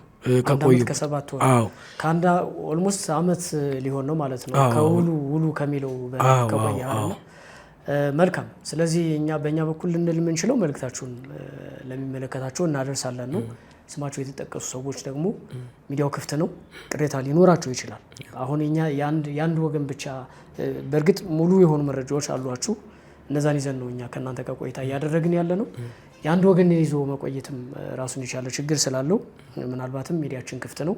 እነዚህ ስማቸው የተጠቀሱ ድርጅቱን ጨምሮ መሄድም ካለብን መጠየቅ ካለብን ያንን እናደርጋለን። ካልሆነም ደግሞ መተው የራሳቸውን ሀሳብ እንዲያካፍሉን በዚህ አጋጣሚ ጥሪ እናቀርባለን ማለት ነው። ሌሎቹ ጓደኞች ስጥልኝ ምን እያሰብኩ ነበረ፣ ምናልባት በትክክል እንደዚህ አይነት አንደኛ ውሉ ወስዳችኋል። የውሉ ጊዜ አለ። በእናንተ ምክንያት ውሉ ከፈረሰ በእኛ ምክንያት ከፈረሰ ብሎ ሳነበው ነበረ። ተመልካቾች ያዩታል። እንደዚህ አይነት ውሎች አሉ። ያ ሁሉ ተጥሶ ነው አይደለ? ውሉ በአጠቃላይ የተባለው ነገር ምናምን ሳይሆን ቀርቶ ነው እዚህ የደረሳችሁት፣ ጥያቄ ይዛችሁ የመጣችሁት እና ምናልባት ለሚመለከተው አካል ለፍትህ አካል ጥያቄያችሁን በትክክል አላደረሳችሁ ሆኖ ይሆን መፍትሄ እስካሁን ያላገኛችሁት የሚል የግሌን ጥያቄ ማንሳት ፈልጌ ነው እና በአጠቃላይ ማንሳት የምትፈልጉትን ነገር ከተነሳው አንጻር ማንሳት ትችላላችሁ። እሺ፣ እናመሰግናለን። እኔ ያው ስሜ ጥበቡ ይባላል። ወደዚህ ድርጅት በእውነቱ ያው ከመጀመሪያም ጀምሮ እንዳጠቃላይ ያው የተነሳ ሀሳብ እንዳለ ሆኖ ብዙ ማስታወቂያዎች ተሰርተዋል።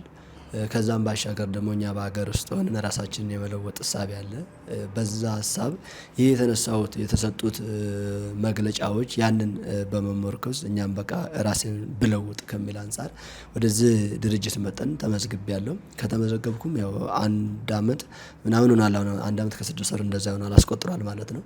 ይህ ሁሉ እንግዲህ ካለን ወደ ራስን የመለወጥ ሀሳብ ውስጥ ነው። ግን በዛው ስንት ብር ከፈልክ? 167,750 ብር ነው።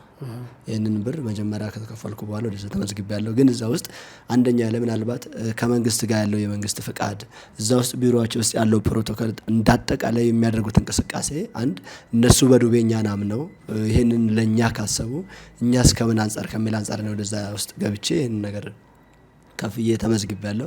ግን ከዛ በኋላ ሲደረጉ የነበሩት እንቅስቃሴዎች እስከ ብር እስከሚቀበሉን ድረስ ያለው እንክብካቤ በምንወጣበት ሰዓት መስተንግዷቸው በጣም የተለየ ነበር። አፈቀላጤ የሆነ ማለት ነው በወቅቱ። ይህንን ሀሳብ እኛም ተመርኩዘን ወደዛ ሀሳብ ውስጥ ገባን። ግን ከዛ ወዲህ ያሉት ያ ሲባል ያቀንም አለፈ ማለት ነው። ያቀንም ካለፈ በኋላ ይሄ ቀን እንዴት ነው ስንል ድርጅቱ ቦታው ይቀየራል።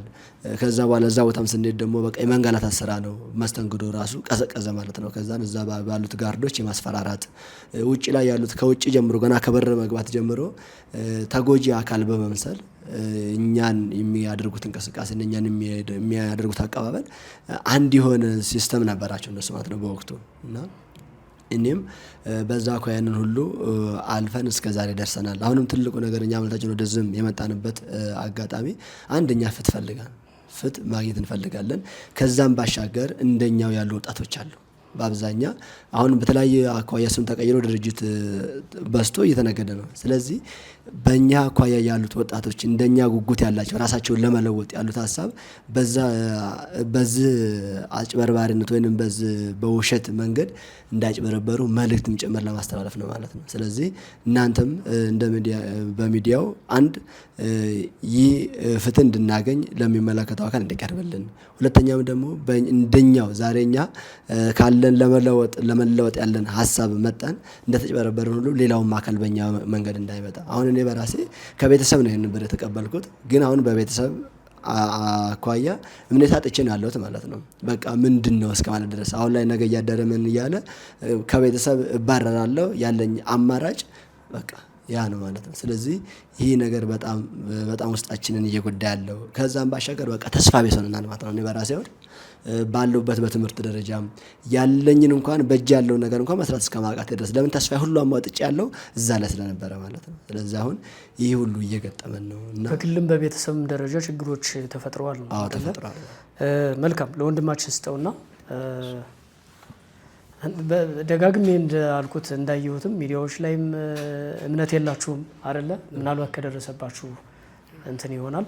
ግን እንደው በዚህ አጋጣሚ ማንሳት እንፈልገው በዚህ መንገድ በሰለጠነ ሁኔታ ቅሬታችሁን ማቅረባችሁን ሳላደንቅ አላልፍም እኔ ማለት ነው። ምክንያቱም ከዚህ የዘለለ ከነበራችሁ ስሜት አንጻር ከዚህ የዘለለ ሌላ ነገር ልታደርጉ ትችላላችሁ ብዬ ስለምገምትና እንደዛ ማድረጉ አሁንም በዚህ መንገድ ህጋዊ በሆነ መንገድ ጥያቄያችሁን እያቀረባችሁ መፍትሄ ለማምጣት ጥረት ማድረግ መቀጠላችሁን አጠንክራችሁ ቀጥሉ ለማለት እፈልጋለሁ። ወንድማችን አንተም ጠቅልል አድርገህ የደረሰብህን ማስተላለፍ የምትፈልገውን መልእክት ያው ሰዓት ወስደናል፣ ሰዓታችንን እንጠቀመው ለማለት ነው።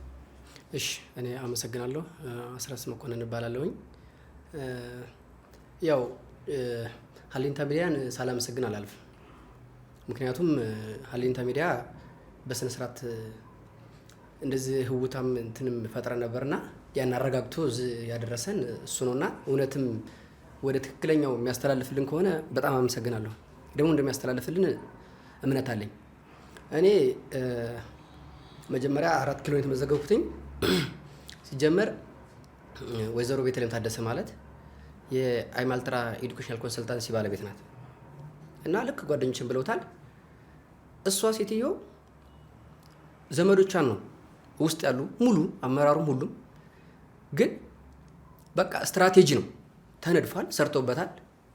እኛ አላወቅንም ነበር። መጀመሪያ ሮቢ የሚባል ድርጅት ነበራት መጀመሪያ፣ በዛ ጭበርብራለች፣ በዛ ብዙ ሰዎችን በልታለች። እኛ ግን አላወቅንም። ከዛ ልክ ጓደኞችን ብለውታል፣ በቃና ሚዲያ ላይ አስተላለፉት። እኔ ከቃና ሚዲያችን የመጣሁት ቃና ሚዲያ ላይ ሙሉ በሙሉ ያስተላልፉታል። ሁሌ ቁጭ ብዬ ሳይ እሱን ነው ማይ።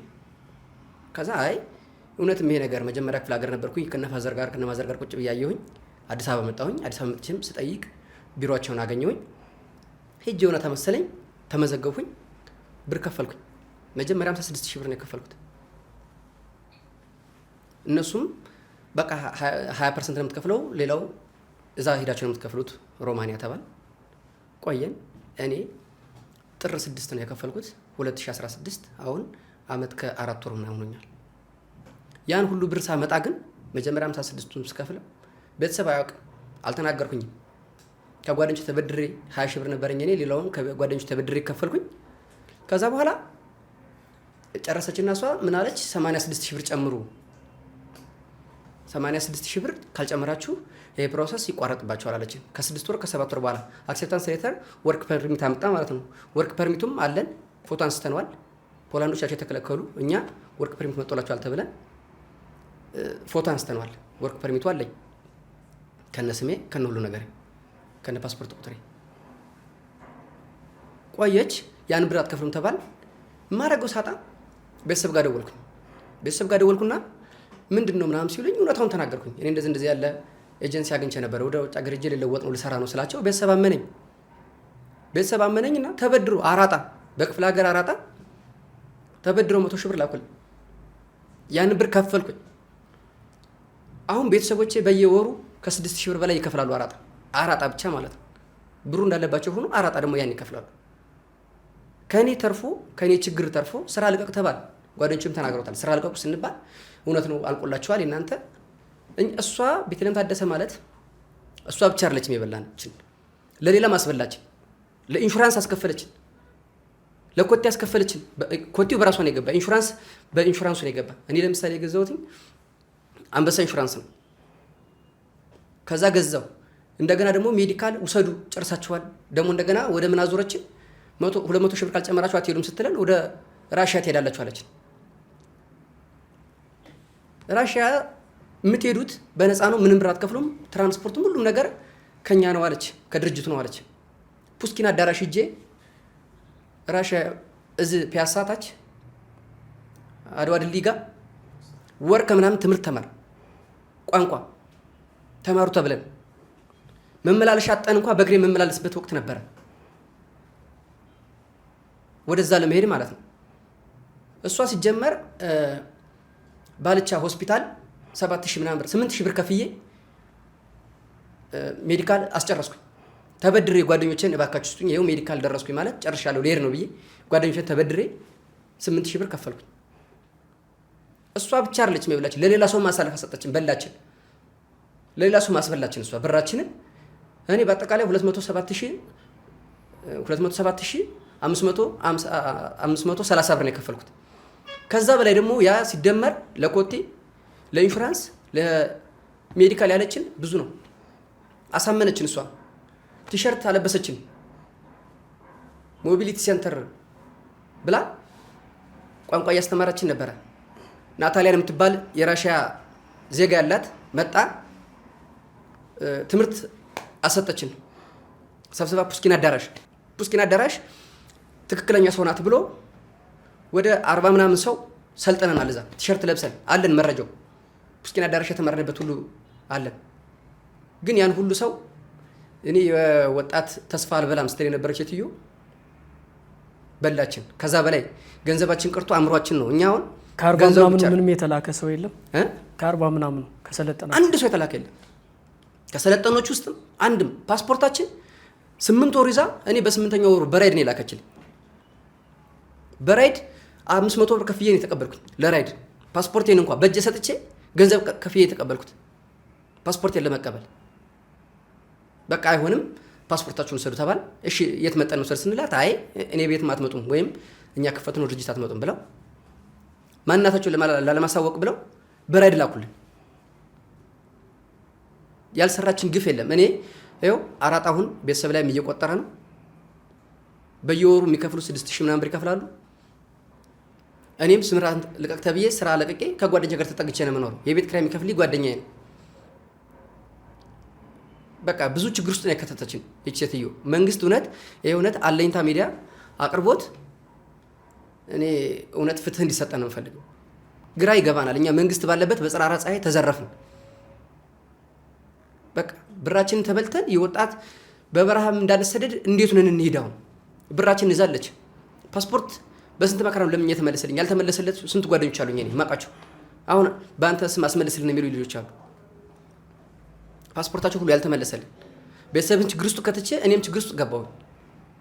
ምን ማድረግ እንዳለበት መንግስት ይሄን እውነት ፍትሃዊ ያርግልን። ብዙ ኮንሰልታንሲዎች አሉ። እኔ አያለሁ፣ ቲክቶክ እጠቀማለሁ፣ ሌላ ሶሻል ሚዲያዎችንም አያለሁ። እነዚህ እኔ ግን እንደ ወጣት ማስተላለፈው ለወጣቱ እንዲህ እውነት ትክክለኛ ኮንሰልታንሲ ያለው ብሎ ማንም ያስብ የለበትም። እሷ ታሳየናለች እኮ ይኸው በእኔ ድርጅት የተመታ የከሌ የሚባሉ ልጆች ልክ ያለው እያለች ቪዛ ታሳየናለች። ፓስፖርት ውሸት ነው። ማንም ኮንሰልታንሲ እንደዛ እያለ ቲክቶክ ላይ፣ ፌስቡክ ላይ፣ ቴሌግራም ላይ ይለጥፋል። ውሸት ነው። በቃ ወጣቱ ምንም መሸወድ የለበትም። በእርግጥም እኮ አንዳንዶቹ ልከዋል አይደለ? የሄዱ ሰዎች አሉ፣ ግን በደንብ ማጥራት መቻል። አዎ፣ ግን እነዚህ ደግሞ ህጋዊ ሆነው ገንዘብ ነው። አሁን እሷ ያለችው ገንዘብ በጣም ትንሽዬ ብር ነው። በትንሽዬ ብር ነው እንደዛ ያለችው። እነዛ የሚሄዱት የሆነ ጓደኛ አለኝ ሄደ የሚባል በህጋዊ ሄደ 850 ምናምን ሺህ ብር ነው ከፍሬ። እኔ ግን ምን ያህል አለማሰቤ ግራ ይገባኛል። በ56 ሺህ ብር ልካለሁ ስባል ብር ስለሌለኝ ነው መጀመሪያ የጀመርኩት። 200 ሺህ 100 ሺህ ብትለኝ አልጀምርም ነበር። መጀመሪያም ብር ስለሌለኝ ይሄን ብር ከ56 አስጀምራ ነው 207 ሺህ የገባው። ከሌላው ወጪ ጋራ ወደ 240 ምናምን ሺህ ገብቷል። መንግስት ይሄንን ፍትህ ይስጠን። እኔ ለመንግስት ነው በቃ መንግስት ስለዚህ ፍትህ ይስጠን። ሁላችንም ቅድም ብለናል እንዳለን አሁን ምን ማድረግ እንዳለብን አናውቅም። መንግስት ግን ፍትሁን ይስጠን፣ በአስቸኳይ ፍትህ ይስጠን። ሁሉም በእኛ በዚህ ሴትዮ ምክንያት በቤተልሔም ታደሰ ምክንያት በአይሚ አልትራ ኮንሰልታንሲ ምክንያት ኤዱኬሽናል ኮንሰልታንሲ ምክንያት ህይወት ያጣሰው አለ፣ ትዳር የበተነሰው አለ። እኔ የማውቃቸው ጓደኞች አሉ የተላኩ ሂደዋል ብለው ቤተሰቦቻቸው የሚያምኑ አሉ። ስልክ ቀይረው የሚኖሩ እዛ ሀገር ቤተሰቦቻቸውን ተሰናብተው በግ ታርዶላቸው ድግሳቸው ተበልቶ ምናምን ዘመድ አዝማድ ተበትኖ መጦ ሰብስቦ ግን በየቤታ እዛ አዲስ አበባ መጣው ከክፍለ ሀገር ልጅ ሄደዋል ብሎ እዚህ ቀን ስራ የሚሰራ ሰው አለ። ስልኩን ቀይሮ የሚኖር ሰው፣ ትዳሩ የተበተነበት ሰው ነው የማውቀው። መኪና ሽጦ የከፈለ ሰው አለ። እንደኔ ተበድሮ ይከፈላል፣ ቤት ሽጦ ይከፈላል። ግን ይሄን ምንድነው የሚታየው? ምንድነው የሚለን መንግስት? ለዚህ ፍትህ ይስጠን። መልካም። ስለዚህ እንግዲህ ጥያቄያችሁን ቅሬታችሁን እኛም እናቀርባለን። ምናልባት መጨረሻ ሁለቱ ወንድሞቻችን ባጭሩ ማለት ነው፣ በጣም ሰዓት ፈጅተናል፣ ባጭሩ መልእክታችሁን ጠቅልል አድርጋችሁ ብዙ ነገር ነው ያወራ ነው፣ ከዛ አንጻር እንድታነሱ ጠይቃለሁ ማለት ነው። ምናልባት አያይዤ ለማንሳት ስራና ክህሎት ሚኒስቴር እንደዚህ አይነት ኤጀንቶችን አላቅም ብሏል። የሆነ ጊዜ ወደ ውጭ ልካለው ለስራ ለምናምን የሚሉ እንትኖችን እኔ አላቃቸውም የሚል ነገር በግልጽ በሚዲያ እንደተነገረ አይቻለሁ። ምናልባት ይሄኛው ለየት የሚያደርገው የንግድ ፈቃድ አላቸው፣ ያንን ተጠቅመው ግን ይህን ስራ እየሰሩ ነው አይደለ? ከዚህ አንጻርም ሀሳብ ጨምራችሁ ማንሳት የምትችሉ ከሆነ እድሉን ልስጣችሁ፣ ማጠቃለያ ሀሳብ። እሺ፣ እኔ ቀደም እንዳልኩት አሁንም እንደማጠቃለያ የምናገራቸው ቃላቶች አሉኝ። ምክንያቱም አንድ ንግድ ፍቃድ ያለው ክህሎት ሚኒስትር ለራሱ አላቅም ማለቱ እኔ የሚገርመኝ ትልቁ ነገር አለ። ምክንያቱም እቺ ሴትዮ ቲን ነምበር ሰጥቷታል፣ በእህቷ ልጅ ቲን ነምበር ተሰጥቷታል። የመጨረሻ ፈቃዱን የሰጠው አዲስ አበባ ንግድ ቢሮ ነው። አዎ፣ ምክንያቱም ክህሎት ሚኒስትር ባይሰጠው አዲስ አበባ የመንግስት ተቋም ነው፣ ይሄ የመንግስት ተቋም ሊሰጣቸው አይችልም ነበር።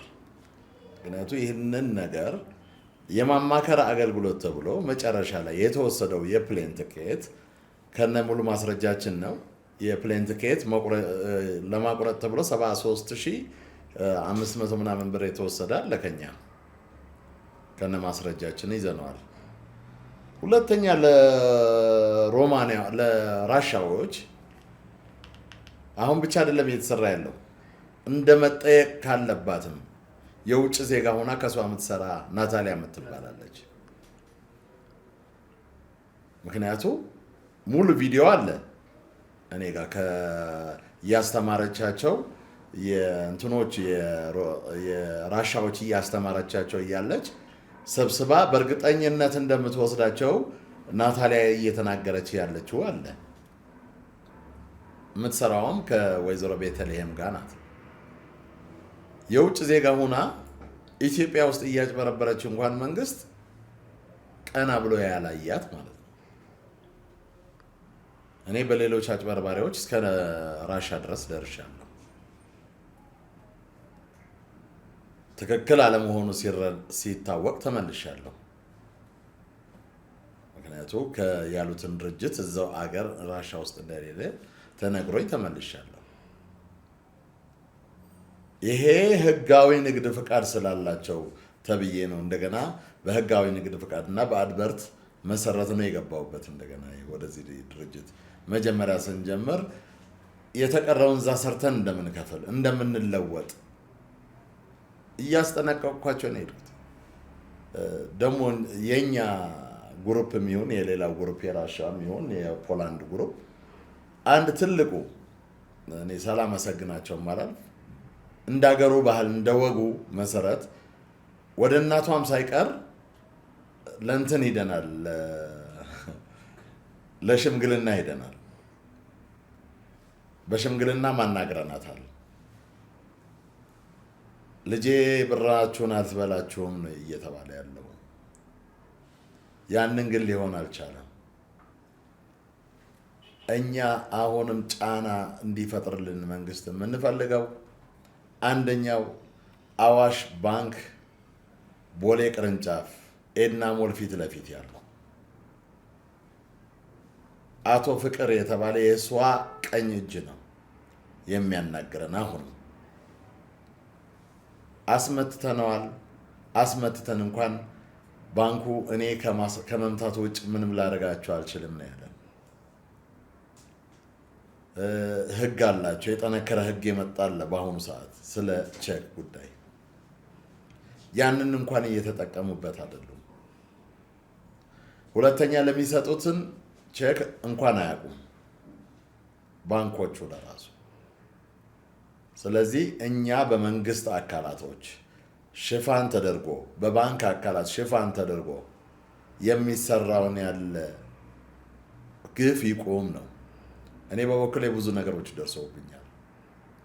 ምክንያቱም የምሰራባቸውን የድርጅቴ እቃዎችን ሽጬ ነው የከፈልኩት። ያንን እቃ መመለስ እንደማልችል አውቀዋለሁ። ያን ብር እንኳን ቢመለስልኝ ተቀይሬ አድጋለሁ የምለውን የነበርኩኝ ወደ ሰው እርዱኝ የደረስኩ ሁኛለሁ። ስለዚህ በእውነታ ሀሌታ ይህንን ለህዝብ ካደረሰልን፣ ይህንን ለመንግስት አካላት ካደረሰልን ከጠቅላይ ሚኒስትር ቢሮ እስከ አዳነች አቤቤ፣ ከአዳነች አቤቤ እስከ ብልጽግና ፓርቲ ካደረሰልን የማናገኘው መፍትሄ ምክንያት አይኖርም።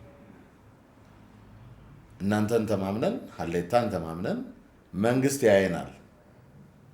ምክንያቱም እኛም መግባት ያቃተን ትላልቆቹ ጋር እስከሆነ ድረስ እነሱ ካዩት ይህንን ነገር መፍትሄ እንደሚገኝበት ስለምናቅ ነው ወደ እናንተም ይህንን ሁሉ ህዝብ ሰብስበን የመጣ ነው።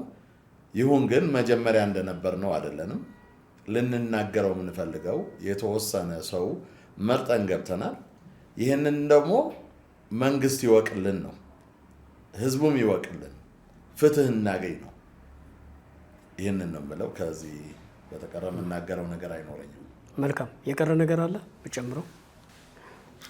መጠቃላይ ሀሳብንም ወንድሜ እንዳለው የስራና ክህሎት ሚኒስቴር ፍቃድ ወደ አውሮፓ የተሰጠ ሰዎች የሉም እየተባለ መንግስት ፌክ እንዴት ንግድ ፍቃድ ሊሰጥ ይችላል? እንደገና ፌክ ወይም ህጋዊ ካልሆነ ወደ አውሮፓ ሀገራትን ምሽኙት ህጋዊ ከሌለ በዚህ ጉዳይ ለምን ህጋዊ የሆነ እርምጃ ለምን አይወስድም ሙሉ ሀሳብ ነው። ሌላ እንደገና በዚህ ሁኔታንም ብርን የከፈልኩት እኔም የገበሬ ልጅ ነኝ። ቤተሰቡን አሁን በዚህ ላይ በጣም ብዙ ጫናዎች ደርሱብኛል። አባቴ የሚያርሱበት በሬዎችን አርሶ የሚበልበትን እህል የሚዘሩበትን መሬቶችን አሽዤ ነበረ ብሩን የከፈልኩት። በዛ ደረጃ አሁን አባቴ ላይ በጣም ከባድ ተጽዕኖ ደርሷል።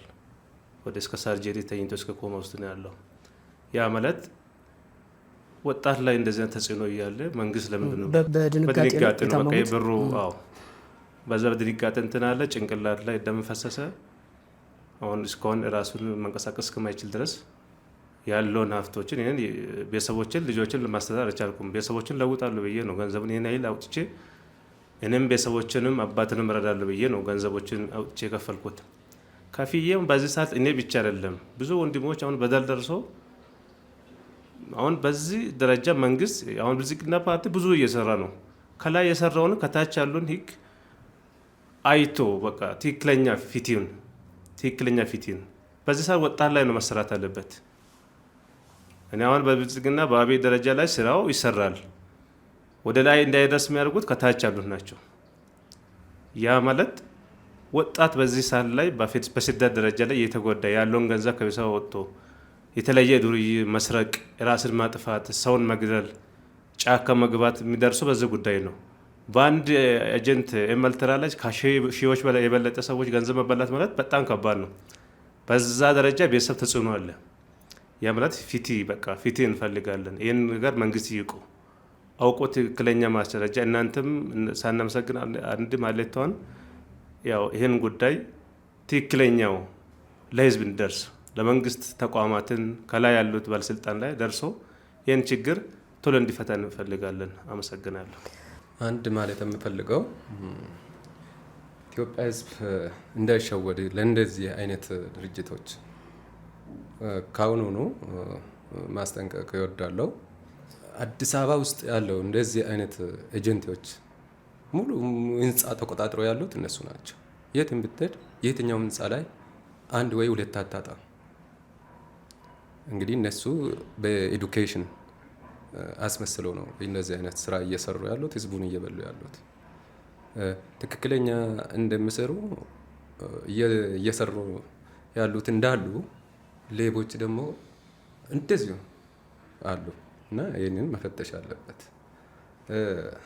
ሌላ ደግሞ ስራና ክህሎት እና አዲስ አበባ ንግድ ቢሮ እንዴት ነው የማይግባቡት?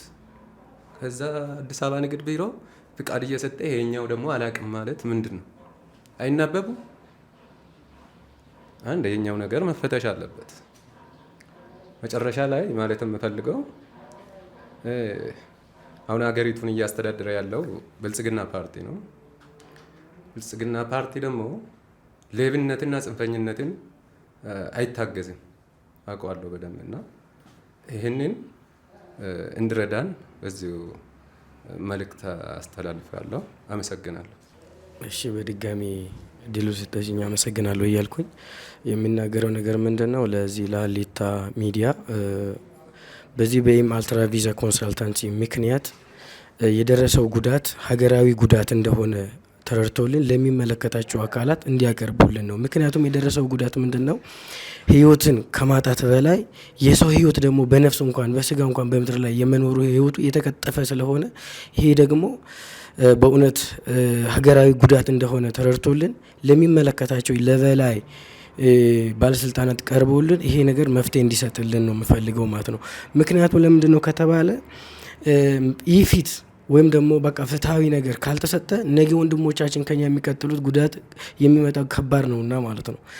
አሁን መንግስት ለኛ ብቻ ሳይሆን በእኛ በቃ ይሄ የደረሰው ነገር በእኛ ብቻ ቆሞልን ቀጣዩ ትውልድ እንዲድንልን እንፈልጋለን። በእኛ ይብቃልን። በቃ እንዲህ አይነት መዘረፉ እንዲህ አይነት ዘረፋ በዚህ ዘረፋ ምክንያት የሰው ህይወት መቀጠፉ በእኛ በቅቶልን የእኛ መንግስት ተረድቶልን ለቀጣዩ ትውልድ ደግሞ መንግስት እንዲደርስላቸው ሀሌታዋ ሚዲያ እንዲያቀርቡልን በሚዲያው ለመንግስት ለባለስልጣናት እንዲያቀርቡልን ነው። አመሰግናለሁ። መልካም እንግዲህ እኛም ጥያቄያችሁን ቅሬታችሁን እናደርሳለን። እናንተም ልክ ዛሬ እንዳየነው ቅድም እንዳልኩ በሰለጠነ መንገድ ጥያቄያችሁን ግፉበት ለማለት እወዳለሁ። ሁለት ነገሮችን ታዝቤያለሁ። አንደኛ ነገር አርቲስት የህዝብ ልጅ ነው ምናምን የሚባል የሚታወቅ አባባል አለ ነው አይደለም፣ ሌላ ጉዳይ ነው። በዚህ መንገድ ግን እንደዚህ አይነት መጭበርበሮች ሲደርሱ ማስታወቂያ ሰርተው ምናምን አምነዋቸው እንደዚህ የተጭበረበሩ ሰዎች ካሉና ከሰሙ መረጃ ከደረሳቸው ምናልባትም ተጨማሪ ሀሳብ ደግሞ ሌላ ማብራሪያ መስጠት የሚችሉበት አጋጣሚ ቢኖር ማስታወቂያ ሰርቶ ገንዘብ ከመቀበል በዘለለ ስራዎች መስራት ቢችሉ የሚል የራሴም ሀሳብ አለኝ። እንግዲህ እዚህ ድርጅት ላይ ዛሬ ስሙ ከተነሳው ድርጅት ላይ እነ አርቲስት ሙሉዓለም ታደሰ እነ ዳናይት እነሱን አይቻሉ። ስለዚህ በአጠቃላይ በዛሬው ቆይታችን በስማቸው የተጠራ ግለሰቦች አሉ። አዋሽ ባንክ አካባቢም ድርጅቱም ላይ አንዳንድ ጊዜ ያለ አግባብም ስም ሊነሳ ስለሚችል ቅሬታ ያላቸው አካላት ካሉ ድርጅቱን ጨምሮ ቅሬታቸውን ወይ ደግሞ ምላሻቸውን መጥተው መስጠት ይችላሉ። ይህንን በዚህ አጋጣሚ መልእክቱን አስተላልፋለሁ። ከእናንተ ጋር እንግዲህ በዚህ መንገድ ቆይታ አደረግን እና እኛም መልእክታችሁን እናስተላልፋለን። አብራችሁን ቆይታ ስላደረጋችሁ ተመልካቾች እናመሰግናለን። ያው መልእክቱን እንግዲህ ይህን ፕሮግራም የምትከታተሉ ሁሉ መውሰዱ እንዳለ ሆኖ ጥንቃቄ ማድረጉ እንዳለ ሆኖ ማለት ነው።